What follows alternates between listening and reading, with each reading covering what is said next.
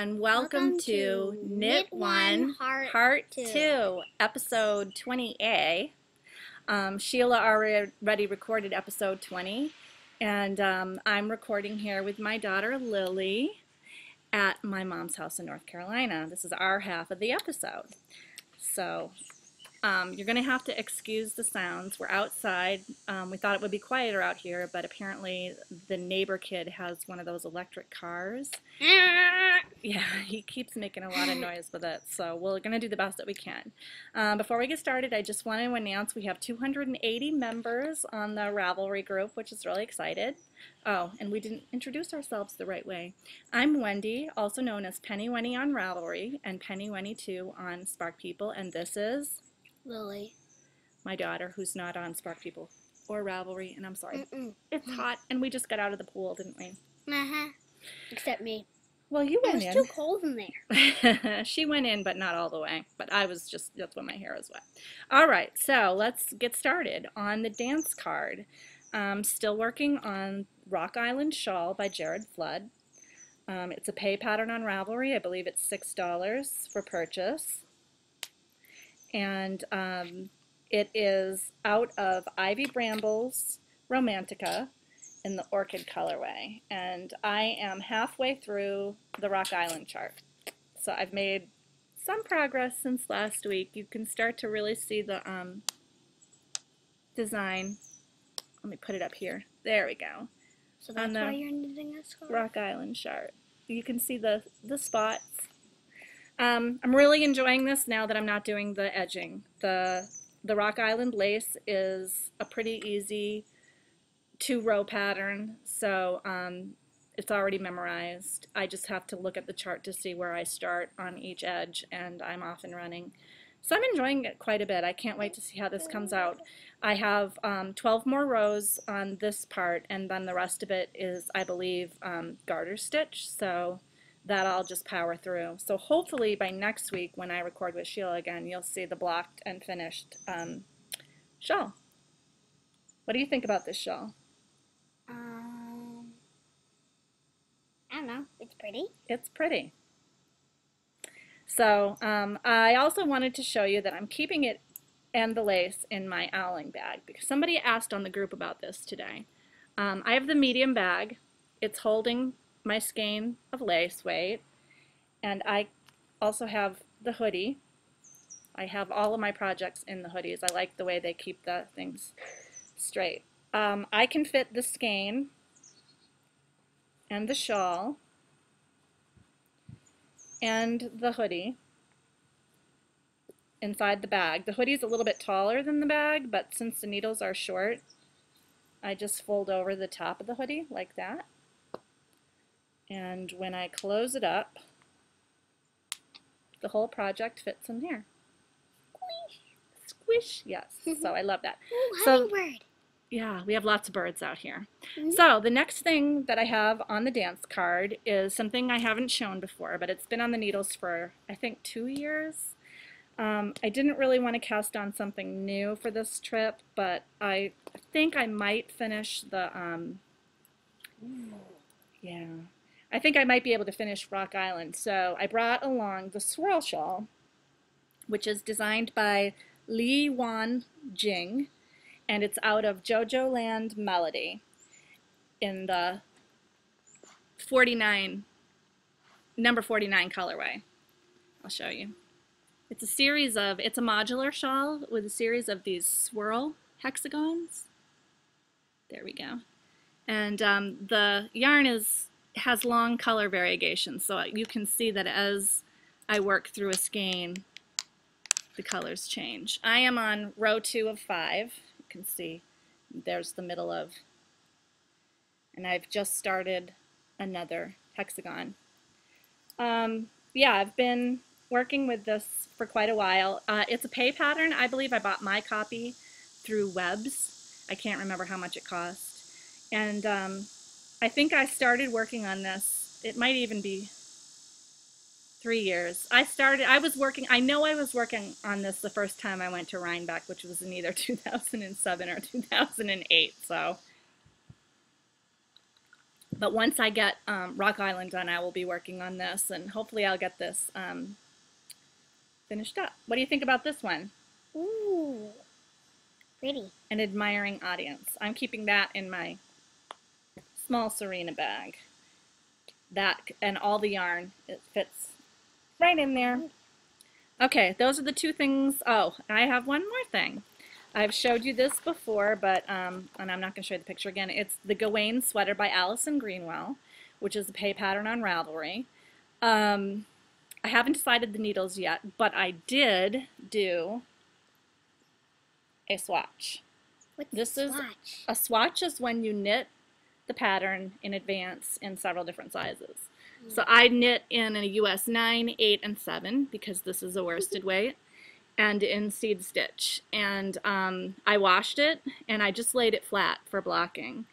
I have to measure it again, and then I will determine from that which needle size I'm going to use. I never swatch, but because this yarn tends to grow so much, and thank you for everybody out there who told me that they've had experience with this yarn growing, I thought it would be a good idea. And I have to say I'm kind of surprised the seed stitch did not grow like my stockinette does. So maybe it's the structure of the seed stitch or something, but I'm really glad that I swatched for it. So this is the swatch, and I think it's coming out. I think it's going to be really pretty. I don't know if you can see because the lighting isn't so good back here on the deck, but it's got greens and purples and some blue in it. You like that? Looks like peacock feathers. Yeah. It's really pretty. And I'm going to be starting that sweater probably when I get home. I want to. That's going to be my next big project to work on at home. So, oops, sorry, sweating. All right, so that was all that's on the dance card. Those three things. The next thing we have is rate your date. I did finish a couple of things this week. Unlike Sheila, I finished my mystery shawl. Ooh. Yeah, I knew you would like this one. This is the Iris Mystery Shawl by Natasha Vogla. Ooh, sparkly beads. I knitted in a US 6 4mm needle, and the yarn is by Enchanted Knoll, and it's her BFL sock in the Treasure Chest colorway. It's got sparkly beads. I did. I put beads on it. You can kind of see them. There's yellow, red. I did 2 repeats of the crossed slip stitch right here. You can see that on the edging down in the bottom. And then I put beads, and I kind of matched the beads according to the yarn that was going on at that moment. So you can see there are some red ones there and some yellow ones there. Just made them rainbow. It came out really pretty. I probably could have done one more repeat on the crossed drop stitch, but I was down to about this much yarn, and I didn't want to scrub. And I think Sheila, I watched her show, I think Sheila didn't think I would use the beads, but I happened to have rainbow beads, and I happened to have them out because I was doing some stitch markers as a giveaway for the Podcasters Challenge. And so I thought, well, I have them out, I might as well do it. So yeah, I love it. It came out nice. I would definitely knit this again.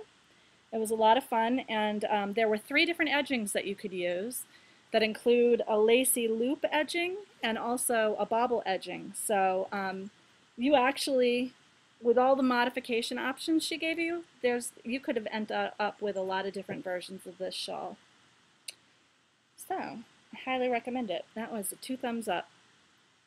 And the other thing that I finished mostly, but I'm counting it done, is the Owlings mitts by Carrie James. I knit them in a US 6 4mm. That's a finished one. Ooh. They're a little small. They fit really well on Lily. There you go. You can see them. I haven't put the detailing on the owls yet. I haven't decided what I want to do. I bought some buttons to make eyes on one of the owls, and I'm torn between whether I'm going to put it on the top or down on the bottom. It kind of feels like if I put it up here, it might catch on things. This was out of Cascade 220 Superwash in the Mystic Purple colorway. So Lily's wearing the Owlings, and they fit her hands pretty well. And this was a fun little knit. It was very quick. I think if I had sat down to it, I could have done it in an afternoon. It would make a really good gift for somebody because it's quick. And after I talk to Sheila, I'll figure out how I'm going to decorate the owl on the hands, and I'll show it to you guys next week with the decoration on. But I'm counting it as done because the knitting is done. So that was fun. I would knit that again too. That was definitely a good knit. So that's it for Rate Your Date. And the next category, Future Dates, I talked about Gawain already, so I won't get into that, but that's my big future date. And the Podcasters Challenge. We're going to get the pattern in a few more weeks, and we'll be knitting that in September, so I'm really looking forward to that. If you want more information about that, you can go to the Knitting's My Bag group on Ravelry. She's the one who's hosting the Podcasters Challenge, so I think that's going to be a lot of fun. Let's see, that's it for my future dates. Crushes and heartbreaks. I don't have much this week. Sheila already talked about the Make-A-Wish what do you call it, fundraiser that Lynn Zim is doing on her website, Knitting Triathlete. There's more information about that on Sheila's podcast, and also I'm sure she'll do a link for it on this one. We've been promoting it every week because, as we've mentioned before, Sheila's son Zachary had a wish granted by the Make-A-Wish Foundation when he was seriously ill. It's a nice foundation. If you donate to Lynn's site, you will get a pattern. I can't remember the name of the shawl. Sheila did a much better thing of this. If you go to Lynn's website and donate, you can get a free pattern that was created by one of the knit girls, and you get it as a reward for donating. And if you donate in larger amounts, you become eligible for certain prizes that she's going to draw for at the end of the month. So if you're interested in making a donation to Make-A-Wish, check it out. Cool. That's it for Crushes and Heartbreak. And now, yeah, it is really too warm to be wearing these in North Carolina in the middle of the summer. Now we're going to do Baubles and Bling. I'm going to start out with mine first, and then Lily actually has a Baubles and Bling. I got in the mail this week the new Isolde Teague book, Little Red in the Big City, or Little Red in the City. I keep saying in the big city, but it's Little Red in the City. I bought this. I love Isolde Teague's patterns. I did Liesel a couple of years ago. It's one of my standard cardigans. I really like it. But I bought this book primarily for the huge section that she has in the front on sweater construction. That much of the book. It talks about measurements that you need to take and how to really custom design a sweater to you. As you can see, I've already printed out the measurement chart that she put in and started taking my measurements for Gawain. I'm going to be using a lot of the techniques that she uses in her book to make sure that Gawain fits the size that I am right now, and that way when I lose more weight it won't be completely crazy. I know if left to my own devices I would make it way too big because that's what I always do. So I'm going to have my mom help me by doing measurements, and once I have all my numbers, then I'm going to work with the pattern that I talked about before in Knitting Without Tears, which is how to do a shoulder strap sweater from the top down. I'll be doing that, or from the bottom up. I can't remember which way it was, but I am going to be knitting Gawain in one piece, and I will be using the numbers that I get from Little Red in the City to figure out how to do that, and I'll be using Allison's charts and general measurements to help me figure out how to construct the sweater. So it's going to be a big project. I think it really does merit being a Rhinebeck sweater because it's going to be a lot of work. The fact that I've already knit a swatch tells you how much work it is. But yeah, Little Red in the City. I'm not going to go into all the really wonderful patterns that are in it because the Knit Girls did a review of this book this week on their podcast. But there's a lot of stuff in here that I would knit just on its own. But like I said, I primarily bought it for the construction information. Isolde knows how to construct a sweater that fits, and I think you can learn a lot from the section she put in her book. And the other great thing about this is I bought this on Amazon, But as a part of buying the book, you automatically get a free PDF version of the book that gets emailed to your account. So I was able to print out the size chart from my PDF file. All the patterns come as PDFs. That way I don't have to try to photocopy the book when I need to take everything mobile with me. So that's a great thing that she does. It was really easy to do. I put a code that was on the binding of the book, like on the flap down here. Just entered that into my Ravelry account and it shot everything down. It's in my Ravelry library and I downloaded what I needed onto my computer. So if you're looking for a book that has great patterns but also a lot of really good information on how to make a sweater that custom fits you, this is a great book to buy. So that's it for my baubles and bling. Lily has baubles and bling that she wants to show. I got this little Fur Real Friends kitten, and she tries to get a string. Can you show what she does? She wiggles her feet and she moves her head because she tries to get string. Yeah, Lily was saying we could have yarn and have her try to get yarn. We could do that right now.